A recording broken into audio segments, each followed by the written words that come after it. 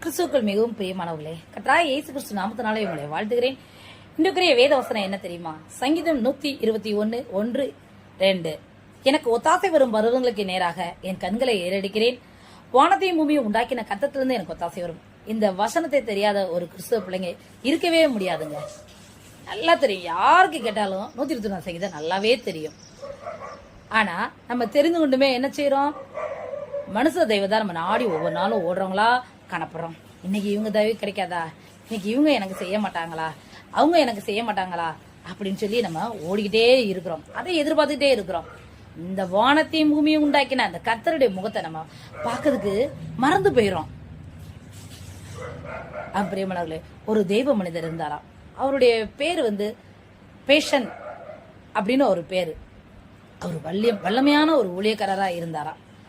அவர் வாழ்ந்த நாட்கள்ல அவர் ஆண்டவருக்கு பிறகு அதிக மணி நேரங்கள் செபித்த நபர் என்று வேத வல்லுநர்கள் அவரை குறித்து சொன்னாங்களாம். ஒரு நாள் அவருக்கு ரொம்ப கஷ்டமா இருந்தது, சாப்பாடுக்கு கூட வழி இல்லாம இருந்தது. அப்போ அவர் வீட்டு வாசல்ல உட்காந்துட்டு காக்கா கத்திக்கிட்டே இருந்திருக்கு. காக்கா கத்திக்கிட்டே இருக்கும்போது அவர் ஒரு சில கொஞ்சோண்டு அரிசி இருந்திருக்கு, அதை எடுத்து போட்டிருக்காரு. எடுத்து போட்டோடனே அந்த காக்கா சாப்பிட்டுருச்சு. ஆனா தினமும் அந்த காக்கா வருமா, அவருக்கு ஜெபம் பண்ணிக்கிட்டு அந்த காக்காவை பார்த்துட்டே இருப்பாராம். அப்படி இருக்கும்போது என்னடா செய்ய அப்படின்னு சொல்லி அவர் யோசிச்சிட்டே இருந்திருக்காரு. ஆண்டவரே, எனக்கு வழியை தரங்கப்பா, என்னை போஷிங்கப்பா அப்படின்னு நினைச்சிட்டே இருந்திருக்காரு. அப்போ ஒரு ஃபோன் வந்துதான். ஃபோன் ஒரு சகோதரி ஃபோன் பண்ணாங்களாம். நான் உங்களுக்காக ஒரு காணிக்க வச்சிருக்கேன், நீங்க தயவுசெய்து வாங்க அப்படின்னு சொன்னாங்களாம். பார்த்தா அந்த சகோதரி இருக்கிற ஊருக்கு 25 கிலோமீட்டராம். இவரு வண்டி எடுத்துட்டு போயிட்டாரு. 15 கிலோமீட்டர் போயிட்டாரு. பெட்ரோல் இல்லாம போயிடுச்சு. அப்ப ஐயோ, இன்னும் 10 கிலோமீட்டர் போகணுமே, என்ன செய்ய அப்படின்னு சொல்லி யோசிச்சுட்டே இருந்திருக்காரு.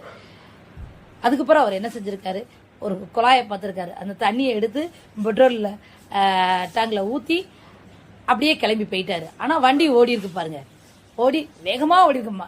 பெட்ரோல் இருக்கையில ஓடினதை விட பெட்ரோல் இல்லாதப்பதான் அதிகமா ஓடி இருக்கு. அங்க போய் அவங்கள பார்த்திருக்காரு. பார்த்தோன்னே நீங்க எப்படி என்ன தெரியும்னு கேட்டதுக்கு, இவங்க வீட்டுல இருந்த காக்காவுக்கு ஒரு அரிசி போட்டா பாருங்க, அந்த காக்கா போய் ஒரு ஐடென்டி கார்டை தூக்கிட்டு போய் அந்த அம்மா வீட்டுக்குள்ள போய் போட்டிருக்கு. அதை பார்த்துதான் அந்த அம்மா ஃபோன் பண்ணியிருக்காங்க, என்னுடைய ரிட்டையர்ட் பணம் வந்திருக்கு, இதுல ஒரு அமௌண்ட் அவங்களுக்கு கொடுக்கணும்னு சொல்லி கர்த்தர்ட்ட நான் ஜெபமிட்டே இருந்தேன். அப்போதான் அந்த ஐடென்டி கார்டு விழுந்தது. இந்த கார்டு விழுந்தோடனே இந்த கார்டை பார்த்து உங்களுக்கு ஃபோன் பண்ணேன்.